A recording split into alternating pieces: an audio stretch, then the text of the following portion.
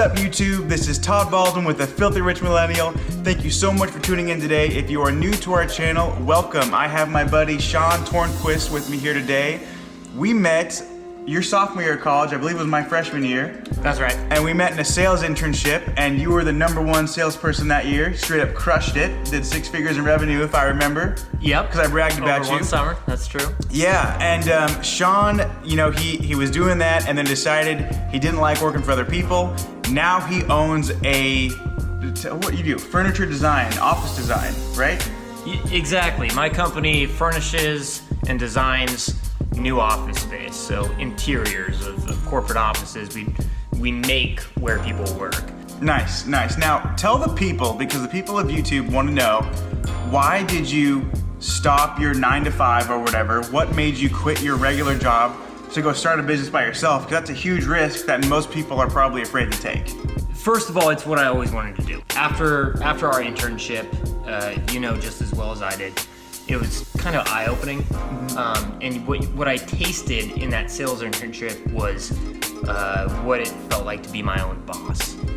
I don't know, it was like freedom to have that responsibility for yourself, knowing that like I can wake up whenever I want, I can go to sleep whenever I want, but I have a task to do and I get to do it my way every single day.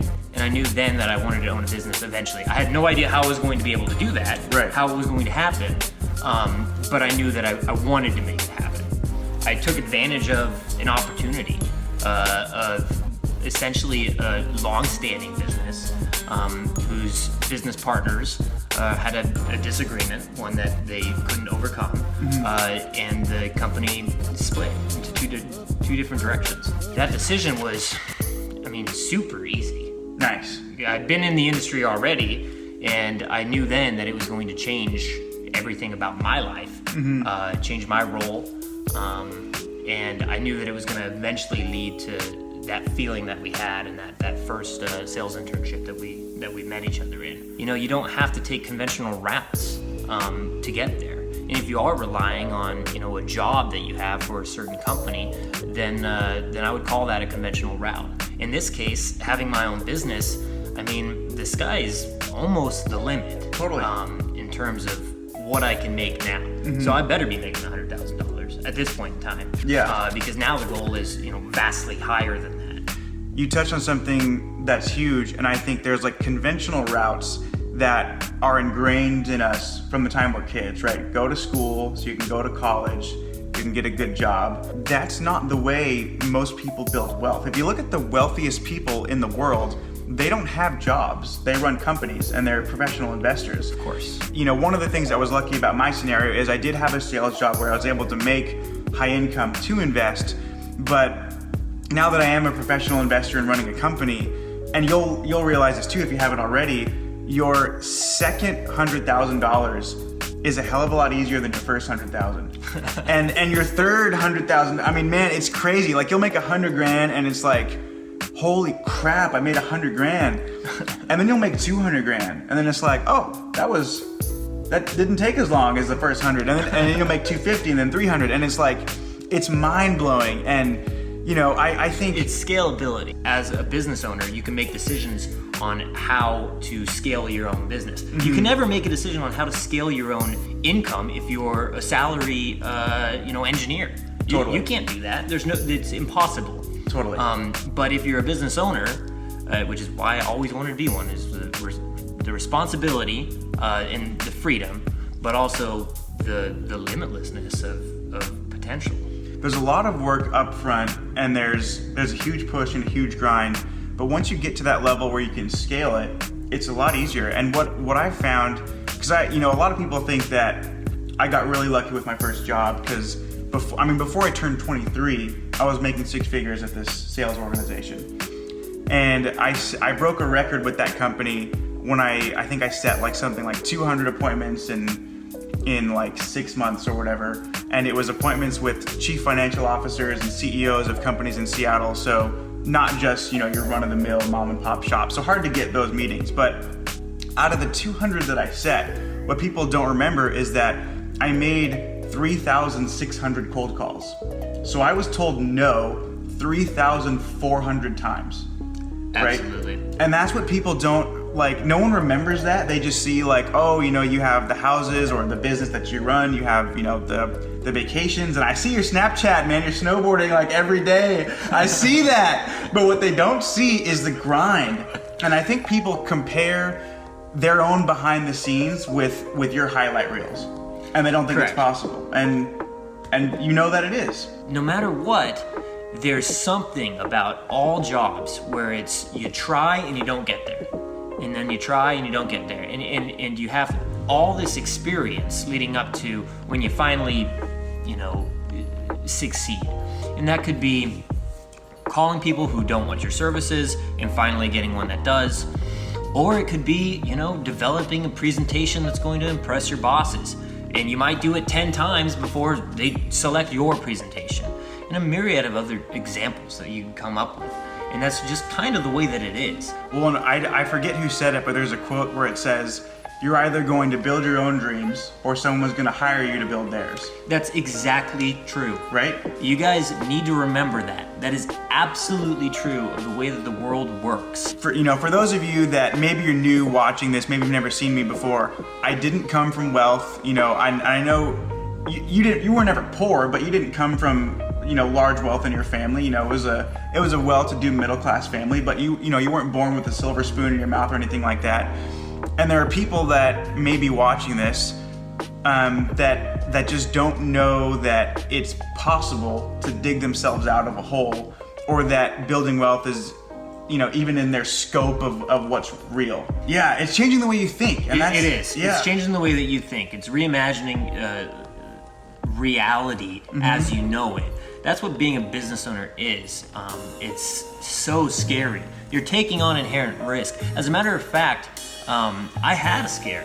I had, at one point in time, when we started our company, it took about a year. At the end of that year, we were like $60K in debt.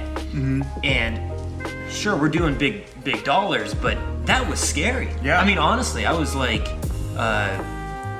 very nervous and had a lot of anxiety around just a figure that's that large. But it's crazy because you say that to somebody who might be working a salary job or a wage job, and it would be hard to imagine digging yourself out of like $60,000 hole. I think I did it in like maybe 3 or 4 weeks. That is awesome. Like, and it was honestly just one deal that I cooked. It was a risky deal too, but we cooked it up. We knew that if we won it, it was gonna take us out of the hole, and it did. And then I realized that that this whole money thing it's just about changing the way you think. To kind of tie everything in together, because a lot of people out there want to talk about the scariness and the risk factor of owning a business, and it is risky and it is scary. But one of the guys that I look up to is Warren Buffett. I just think he is a creative genius of our time, arguably the greatest investor in history, at least modern history. And he said in an interview, he was like, if you think starting a business is risky, try working for somebody else for 40 years and then relying on Social Security. And I heard that and I was like, yep, because as you said, it took you 4 weeks to generate 60 grand. You know, if you're working a job, a normal job, it'd probably take you a year to get 60 grand, you know? Exactly. I mean, you're at the point where you would make more money. You'd be paid a higher salary than 60 grand, but just starting out. And for most, I mean, the average American, I think they make 50 grand. Or the average American household, not even average American, the average household makes about 50 grand, and that's to support a spouse and 2 kids. And for you, that was a couple weeks. You know, like, it's awesome. And we're not saying this to showboat in any way. We want to show you guys what's possible. It's actually kind of funny because I'm still in my infancy in entrepreneurship. But sometimes I catch myself like wondering about, you know, for example, is my LinkedIn up to date? I don't know why that's a thing that goes through my head. It doesn't matter to me, and I have to remind myself that it will never matter to me. I'm never going to be interviewing for jobs ever again. I know freaking that hate I won't. LinkedIn now. I used to love LinkedIn, man. I was all about it, and now it's so. I hate the pompousness of LinkedIn. You know, I see people with headlines like "recruiting ninja," and it's like, shut up. You know what I mean? I saw one that was like, what was it? It was like the Beyonce of insurance, and it was like, who are you? Is this LinkedIn? Well, Sean, thank you so much for coming on the channel today. If you had one piece of advice to leave our viewers about building income or creating wealth, what would it be? I'd say get good mentorship. If you're investing, if you're trying to start a new business, whatever it is, every single time I've gone out on my own, I've always had somebody that I'm watching closely, that I'm asking questions. Never be afraid to ask questions, and follow their lead. If they've done it successfully before, then you know that your risk is kind of mitigated.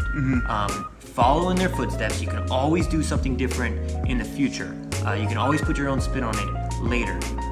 But following their lead and listening and learning is very important. Absolutely, yeah. Basically following a roadmap to success by people who have already paved the way to do it. Exactly. And if you can, find a mentor and then make sure you wear the same color shirt as him and then shoot a video in your living room. Thank you guys so much for tuning in. You've been watching The Filthy Rich Millennial. We hope that today we made your lives just a little bit richer.